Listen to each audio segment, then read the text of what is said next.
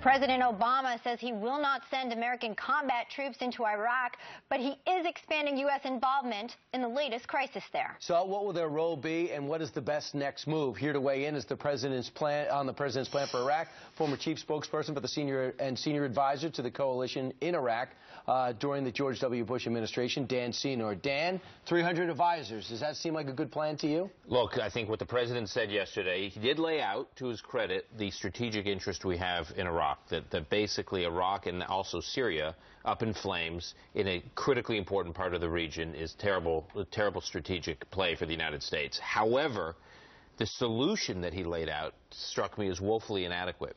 We cannot have real influence on the Iraqi government, we cannot have real influence on the Iraqi military, and we can't do much to help them beat back this insurgency with just quote, up to 300 military advisors. So look, the good news is he laid out the strategic interests, and he has opened the door for more military engagement, but what he's committed so far, no air power, no commitment from the Joint Special Operations Command, Special Forces. The combination of air power and special ops is what we would need and what's proven successful in other places we've tried to beat back terrorist cells. And what he spent the biggest chunk of his press conference on yesterday was the president said, you know, this Maliki guy, maybe it started out as a good idea, but he's got to go. Right. So are the Iraqis going to listen to us, given the fact that we have turned our backs on them? Right. So we have, there's this complicated relationship in Iraq, which we've seen over the last decade, between security and political power and political influence.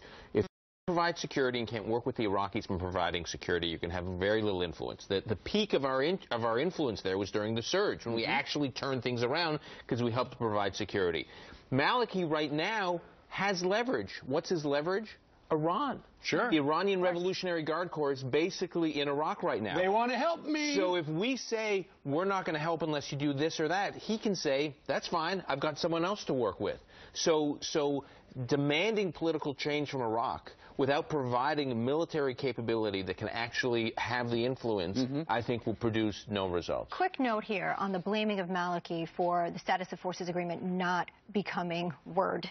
It's not that we got out, it's how we got out without one. I was really struck by that. More than anything the president said. Well, I'll tell you, Dan, you want to outline, here's what the president said yesterday, and then you could tell me what you have a problem with. Well, keep in mind, that wasn't a decision made by me. That was a decision made by the Iraqi government. We offered a modest residual force to help continue to train and advise Iraqi security forces. What's the difference? Well, first of all, our military commanders, our Secretary of Defense at the time, Bob Gates, our Chairman of the Joint Chiefs of Staff, well above 10,000, anywhere from 10 to 16,000 troops should be left behind, not in combat roles, to help train Iraqis, to advise Iraqis, to do intelligence gathering, but not actually be in frontline combat roles. The president rejected that ultimately, claiming because of these immunity issues. The reality is the president himself made a pledge to get all of our troops out of Iraq by the end of his first term.